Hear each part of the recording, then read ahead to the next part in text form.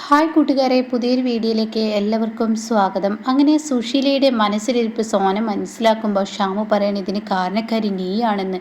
അത് കേട്ട ഉടനെ എനിക്കറിയാം, പക്ഷേ സത്യേട്ടൻ്റെയും പ്രതിഭയുടെയും ജീവിതം ഇവിടെ നന്നാവുമല്ലോ, അതാണ് ഞാൻ ചിന്തിക്കുന്നതെന്ന് പറയുമ്പോൾ എന്തോ എനിക്കിത് സുഖമായി തോന്നുന്നില്ല. പിന്നീട് സുശീല നേരെ സച്ചിയുടെ വീട്ടിലോട്ട് പോകുന്ന ആ രംഗാണ്. ഇതേസമയം സത്യയും സാവിത്രിയും കൂടി അങ്ങനെ ഇരിക്കുന്നുണ്ട്. അപ്പോൾ ഉടൻ തന്നെ ഇന്ദു അങ്ങോട്ടേക്ക് കടന്നു വരികയാണ്. എന്നിട്ട് ഇന്ദു പറയണേ, ദേ ഞാനൊരു കാര്യം പറയട്ടെ, സത്യേട്ടൻ ഇതുവരെ വന്നില്ല അച്ഛാ, സത്യനേനും കാത്തിരിക്കുകയാണ്. അത് കേൾക്കുന്ന സാവിത്രി പറയണേ, എന്തിനാണ് സത്യൻ്റെ ആവശ്യം ഇവിടെ ഇല്ല. സത്യൻ എന്തിന്? നീ ഇവിടുത്തെ വണ്ടി എടുത്തങ്ങ് പോയിക്കോ. ദേ ആളുകൾ ഓരോന്ന് പറയുന്നതിന് പിന്നീട് ചെവി കൊടുക്കാൻ പോലും പറ്റാത്ത അവസ്ഥയിൽ എത്തിക്കരുത് നീ കാര്യങ്ങൾ. അത് കേൾക്കുന്ന ഇന്ദു പറയണേ, ഈ അമ്മ എന്തൊക്കെയാ അച്ഛാ ഇങ്ങനെയൊക്കെ പറയുന്നത്? എന്തിനാ ഇങ്ങനെയൊക്കെ പറയേണ്ട ആവശ്യം? നിൻ്റെ അമ്മയല്ലേ, അങ്ങനെ പറഞ്ഞോട്ടെ, നീ വിഷയമാക്കണ്ട. എൻ്റെ മോളെ ഈ അച്ഛന് നന്നായി അറിയാം എന്നൊക്കെ പറയുമ്പോൾ, നിങ്ങളുടെ ഫ്രണ്ട്ഷിപ്പ് ഇത് നിങ്ങൾ അംഗീകരിക്കും, പക്ഷെ നാട്ടുകാർ അംഗീകരിക്കില്ല. അത് നീ ഒന്ന് ചെവി കൊണ്ടാ നന്ന് എന്നും പറഞ്ഞിട്ട് സാവിത്രി എവിടെ നിന്നും പോകുമ്പോൾ സുശീലയുടെ വിളി പുറത്തു നിന്ന് വരുന്നു. ഇത് കേൾക്കുന്ന എന്ത് പറയുന്നത്, സുശീലാൻ്റി ആണല്ലോ. അപ്പോഴേക്കും അച്ഛാ സുശീലാൻ്റി ഇതാ വന്നു. അത് കേൾക്കുന്ന സുശീല, ആ മോളായിരുന്നോ? മോളെ ഞാൻ നിന്നെ കാണാം. അല്ല സത്യേട്ടൻ്റെ കൂടെയാണ് വന്നത്? അല്ല, ഞാനൊരു ഓട്ടോയിലാണ് വന്നത്. അത് കേൾക്കുന്നതിനോട് കൂടി പറയണം, ഓട്ടോയിലാണോ വന്നത്? അതെ. നീ എന്താ സത്യനെ കാത്തു നിൽക്കണോ? എന്നാൽ സത്യനെ കാത്തു നിൽക്കണ്ട. ഇന്നലത്തെ നിന്റെ രാത്രിയിലുള്ള വിളിയിൽ പ്രതിഭയും സത്യനും ഒന്ന് വഴക്ക് ഉണ്ടായി. ആ പ്രശ്നം ഒന്ന് വഷളായി. പ്രതിഭയെ പറഞ്ഞിട്ട് കാര്യമില്ല, അത്ര കച്ചറ കുടുംബത്തിൽ നിന്ന് വന്നവളല്ലേ, അവൾക്കിപ്പോൾ നിങ്ങളുടെ ഫ്രണ്ട്ഷിപ്പിൻ്റെ വിലയൊന്നും അറിയില്ല എന്ന് പറയുമ്പോഴേക്കും സാവിത്രി ദേഷ്യപ്പെടുകയാണ് കേട്ടോ. എടി ഇപ്പം എന്താ അടി ഉണ്ടായത്? ഞാൻ പറഞ്ഞത് തന്നെ സംഭവിച്ചില്ലേ? നിന്നോട് ഞാൻ പറഞ്ഞതാണ് ഇങ്ങനെയുള്ള പരിപാടിക്ക് പോകണ്ടെന്ന്.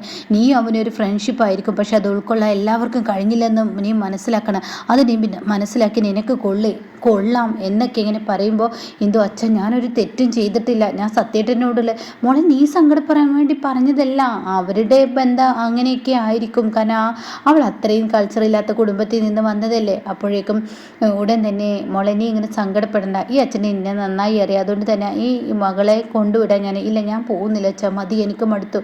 അത് കേട്ട ഉടൻ തന്നെ പോവാതിരിക്കൊന്നും വേണ്ട, അച്ഛൻ മോളെ പറഞ്ഞേക്കാം. അപ്പോഴേക്കും സുശീല പറയണേ, ശരി ഞാൻ എന്തായാലും സച്ചി സാറിനെ കാത്തിവിടെ നിൽക്കൂട്ടോ, ഞാൻ സച്ചി സാറിനെ കാത്തിട്ട് നിൽക്കും, പിന്നീട് പോവില്ല എന്നൊക്കെ പറയണേ. പിന്നീട് കാണിക്കുന്നത് ഗോകുലിനെയാണ്. ഗോകുലിനെ മാഷ് കാണാൻ ചെന്നിരിക്കുകയാണ്. അപ്പോൾ ഗോകുൽ പറയാണ്, മാഷിൻ്റെ വരവിനായി ഞാൻ കാത്തു. മോനെ നിൻ്റെ അടുത്ത് വരാൻ വഴുകി എന്ന് എനിക്കറിയാം, പക്ഷെ നിന്നെ എങ്ങനെ ഫേസ് ചെയ്യും എന്നതുകൊണ്ടാണ് ഞാൻ എന്തായാലും വരാതിരുന്നത്. എന്തായാലും മാഷിൻ്റെ കാര്യം മഞ്ചാടിയൊക്കെ അപ്പോൾ പറയാണ്, നിൻ്റെ അച്ഛനെ നിന്നെ ഓർത്ത് നിൻ്റെ അനിയത്തി അവളൊക്കെ സങ്കടപ്പെട്ടിരിക്കുകയാണ്, അതുകൊണ്ട് നീ ജാമ്യത്തിന് നൽകി. ഞാൻ ജാമ്യം നൽകിയ കുഴപ്പമൊന്നുമില്ല, ജാമ്യത്തിന് ഒപ്പിട്ട് കൊടുത്തു കഴിഞ്ഞാൽ പിന്നീട് പ്രശ്നം ഉണ്ടാവുന്നത് മാഷിൻ്റെ മകളിൽ നിന്നായിരിക്കും. മാഷിൻ്റെ മകൾ മഞ്ചാടി അവൾക്ക് എന്നോട് പ്രതികാരമായിരിക്കും. എനിക്ക് അവളെ പേടിയൊന്നുമില്ല, പക്ഷെ മാഷിൻ്റെ മകളെന്ന ആ ഒരു പരിഗണന അവൾക്ക് കൊടുക്കണമല്ലോ, ആ ഒരു ഇത് അവൾക്ക് നൽകണമല്ലോ, അതുകൊണ്ട് മാത്രമാണ് മാഷിൻ്റെ മുന്നിൽ ഞാൻ തലകുനിക്കേണ്ടി വരും. അത് കേൾക്കുന്ന മാഷ് പറയണേ, എൻ്റെ മകളുടെ ജീവിതം എങ്ങനെ ഇരിക്കണമെന്ന് അവൾ തന്നെ തീരുമാനിച്ചിരിക്കുന്നു. അവന് നല്ലവനായാണ് തിരിച്ചു വരുന്നതെങ്കിൽ അവന് ഞാൻ എൻ്റെ മകളെ കെട്ടിച്ചു കൊടുക്കും, അതല്ലെങ്കിൽ അവൻ ചീത്തവനാണെങ്കിൽ അവന് പിന്നീട് കിട്ടാൻ കിടക്കുന്ന. അപ്പം മാഷ് ഇത് പറയുമ്പോൾ ഗോകുൽ പറയാണ്, അവൻ ചീത്തവൻ തന്നെ, അവൻ്റെ മുഖംമൂടി മാഷിൻ്റെ മകൾ മനസ്സിലാക്കില്ല, അതാണ് പ്രശ്നം. എൻ്റെ മകളും മനസ്സിലാക്കും അവനെ നേരിട്ട് കാണുമ്പോൾ. അങ്ങനെയാണെങ്കിൽ അവനുമായുള്ള വിവാഹം നല്ലവനാണെങ്കിൽ ഞാൻ കെട്ടിച്ചു കൊടുക്കും, ഇല്ലെങ്കിൽ വേണ്ടെന്ന് വെക്കും. എന്തായാലും നീ നിൻ്റെ കുടുംബത്തിന് വേണ്ടി നീ ജാമ്യ പേപ്പറിൽ ഒപ്പിടാൻ ശ്രമിക്കുക എന്ന് പറയുമ്പോൾ തീർച്ചയായും അച്ഛനോട് ഒരു വക്കീലിനെ കാണാൻ വേണ്ടി പറ എന്ന് പറയുന്നുണ്ട് കേട്ടോ. പിന്നീട് സുശീലയെ തന്നെയാണ് കാണിക്കുന്നത്. സുശീലക്ക് ചായയൊക്കെ ഇട്ട് കൊടുത്തിട്ടിരിക്കുകയാണ് സാവിത്രി. അങ്ങനെ സാവിത്രി പറയാണ്, അല്ല എന്താ സുശീല ആൻറ്റി നിങ്ങൾ ഈ വരവ് വഴിക്ക് എന്നൊക്കെ ചോദിക്കുമ്പോൾ, അല്ല മാഷ് എൻ്റെ മകള് അനുപമയുണ്ടല്ലോ, അല്ല എൻ്റെ മരുമകൾ അനുപമയുണ്ടല്ലോ, അവളുടെയൊക്കെ സ്വഭാവേ. അപ്പോൾ ഇത് പറഞ്ഞ ഉടനെ എന്താ ഈ ഒരു സംസാരം? അല്ല അവർ തമ്മിൽ ഡിവേഴ്സ് ആവാൻ വെച്ചിരിക്കുകയാണല്ലോ, അത് നിങ്ങൾ അറിഞ്ഞില്ല എന്നൊക്കെ ചോദിക്കുമ്പോൾ, അത് ഞങ്ങൾ പറയുന്നത് കേട്ടു എന്ന് പറയാൻ കേട്ടോ. എന്തായാലും മാഷ് എൻ്റെ മകൻ ഗോകുലിനെ കാണാൻ വേണ്ടി പറഞ്ഞിരിക്കുന്നു. മാഷ് പറഞ്ഞാൽ തീർച്ചയായും എൻ്റെ മകന് ഡിവേഴ്സിന് മുദ്രപേപ്പറിൽ വക്കീലിനെ കാണാൻ പറയും, ജാമ്യത്തിൽ ഒപ്പിടും എന്നൊക്കെ ഇങ്ങനെ പറയാനിട്ട്. അപ്പോൾ ഇത് കേൾക്കുന്നത് എനിക്ക് മാഷിനെ കുറിച്ച് അത്ര നല്ല അഭിപ്രായമൊന്നുമില്ല. നിങ്ങൾ ഇപ്പോൾ പറഞ്ഞിട്ടാണല്ലോ ഇന്ദ്രൻ്റെ കല്യാണം നടത്തി, എന്നിട്ട് ഈ അനുപമയെ കൊണ്ട് എന്താ ഇപ്പോൾ ഉണ്ടായത്? ഇപ്പോൾ എന്തിനാ പറയുന്നത്? വേണ്ടാത്ത അസഭ്യ വാക്കുകളൊക്കെയാണ് ഈ അനുപമ പറഞ്ഞുണ്ടാക്കുന്നത്. ഇന്ദ്രനെയും അതുപോലെ തന്നെ സത്യനെയൊക്കെ കുറിച്ചിട്ട്, നിങ്ങളുടെ ഇന്ദു മോളെയും കുറിച്ച് അങ്ങനെയൊക്കെ പറയുന്നു. എന്താ നിങ്ങൾ ഈ പറയുന്നത്? ഈ അനുപമ അങ്ങനെ പറയാം? ഞാൻ അറിയുന്ന അനുപമ ഒരിക്കലും അത് തന്നെയാണല്ലോ അവളുടെ മിടുക്ക്, അവൾക്ക് അതിനുള്ള കഴിവൊക്കെ ഉണ്ടെന്നൊക്കെ ഇങ്ങനെ പറയാനായിട്ടാ. എന്നിട്ട് പറയുന്നുണ്ട്, എൻ്റെ മക്കളുടെ കല്യാണം നടത്തണം. മാഷ് എന്തായാലും കണ്ട സ്ഥിതിക്ക് മാഷ് പറഞ്ഞ അവൻ കേൾക്കും. പിന്നീട് അവൻ പുറത്തിറങ്ങി അവൻ്റെ കല്യാണം നടത്തണം. ആ കല്യാണമൊക്കെ നന്നായി നടത്തണം. എൻ്റെ മകനും ഇപ്പോൾ രാജകീയ യോഗമാണെന്നാണ് ജ്യോത്സ്യന്മാർ പറയുന്നത്. എൻ്റെ മകന് വരുന്ന പെൺകുട്ടി അടിപൊളി പെൺകുട്ടിയായിരിക്കും, എൻ്റെ മകന് ഇനി വെച്ചടി കയറ്റാണെന്നൊക്കെ പറയുന്നത് എന്നൊക്കെ ഇങ്ങനെ പറയാനിട്ടാ.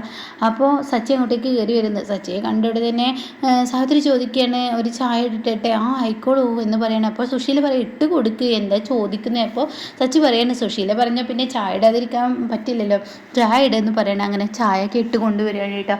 ഇതേ സമയം അല്ല, മാഷ് ചെന്ന് കണ്ട ഗോകുൽ ഇനിയിപ്പോൾ ജാമ്യത്തിന് ഒപ്പിട്ട് കൊടുക്കുമോ? അത് തീർച്ചയായും ഉണ്ടാവും. മാഷിൻ്റെ വാക്കുകൾ അവൻ എതിർക്കില്ല. പക്ഷെ മാഷ് ഞങ്ങൾക്ക് ദ്രോഹമാണ് ചെയ്തത്. സച്ചി സാറ് പറഞ്ഞിട്ടാണല്ലോ അനുവിനെ ഇന്ദ്രൻ കല്യാണം കഴിച്ച്. എന്നിട്ട് ഇപ്പോൾ എൻ്റെ മകൻ്റെ സ്ഥിതി ആലോചിച്ച് നോക്ക്, ആകെ ബുദ്ധിമുട്ടിലാണ്. അവൻ്റെ ഓരോ വിഷമങ്ങൾ ആലോചിച്ച് കഴിഞ്ഞാൽ സങ്കടമാണ് എന്നൊക്കെ പറയുമ്പോൾ അതിന് അവളെ മാത്രം പറഞ്ഞിട്ട് കാര്യമില്ല. ഇന്ദ്രൻ്റെ കയ്യിലിരിപ്പും അങ്ങനെയാണല്ലോ, അവൻ്റെ ബന്ധം അങ്ങനെയായിരുന്നല്ലോ, ഒരു ബന്ധം ഉണ്ടായിരുന്നല്ലോ അവന്. അപ്പോൾ അത് കേൾക്കുന്നതിനോട് കൂടി ഉടനെ തന്നെ സുശീല പറയണേ, ചെറുക്കന്മാരല്ലേ, ചെറുപ്പത്തിൽ ചോരത്തിളപ്പുകൊണ്ട് അങ്ങനെ പലതും ചെയ്യല്ലോ. പക്ഷെ അവൻ്റെ തെറ്റൊക്കെ തിരുത്തി. വല്ലാത്ത തെറ്റാണ് അത് തിരുത്തിയത്. അപ്പോൾ അവൻ്റെ തെറ്റൊക്കെ തിരുത്തി അവൻ നല്ലവനായി. സച്ചി സാറ് വളർത്തിയ ശിഷ്യനല്ല അവന് എത്രമാത്രം ബിസിനസ്സിൽ മിടുക്കനാണെന്നും അവൻ്റെ മിടുക്ക് ഞാൻ കണ്ടതാണ്. അതൊന്നും എനിക്ക് ഇനിയിപ്പോൾ പറഞ്ഞ് അധികമാക്കട്ടെ.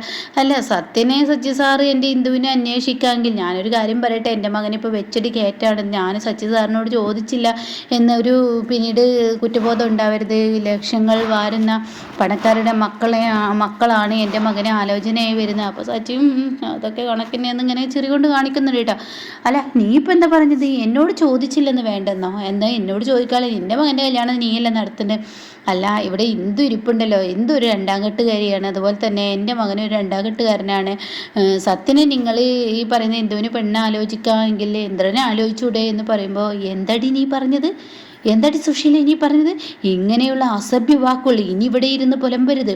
എന്താ സച്ചി സാറേ നിങ്ങൾ ഇങ്ങനെയൊക്കെ സംസാരിക്കുന്നത്? ഞാനൊരു നല്ല കാര്യമല്ലേ പറഞ്ഞത്. നിങ്ങൾ സത്യന് പെണ്ണ് ആലോചിച്ചെങ്കിൽ ഇന്ദ്രന് സത്യനേക്കാൾ 3 വയസ്സിനുള്ള വ്യത്യാസമേ ഉള്ളൂ. അവന് നല്ല പക്വതയും പ്രാപ്തിയാണ്. ബിസിനസ്സിൽ അവന് കേമനാണ്. അവനെന്താ ഇന്ദുവുമായി അന്വേഷിച്ചാൽ നിങ്ങളുടെ മകള് ഇപ്പോൾ ഇവിടെ വിവാഹം കഴിക്കാതെ മുടക്കാച്ചേരക്കായി ഇരിക്കല്ലേ എന്നൊക്കെ ഇങ്ങനെ പറയുമ്പോൾ, ഈ സുശീലേ, നീ ഇനി ഇങ്ങനെയുള്ള വാക്കുകൾ പ്രയോഗിച്ചു കഴിഞ്ഞാൽ ഈ സച്ചി ആരാണെന്നറിയും. എന്തും വന്ന് ഈ സച്ചിയുടെ മുന്നിൽ അങ്ങ് കിടന്ന് പൊലമ്പാന്ന് വിചാരിച്ചിട്ടുണ്ടോ? എന്നാൽ അതൊരിക്കലും നടക്കില്ല. എന്താടി സുശീല നീ വിചാരിച്ചിരിക്കുന്നു എൻ്റെ മകളെക്കുറിച്ച് എന്ന് പറഞ്ഞ് ഒറ്റയെടുക്കാനായിട്ടാണ്.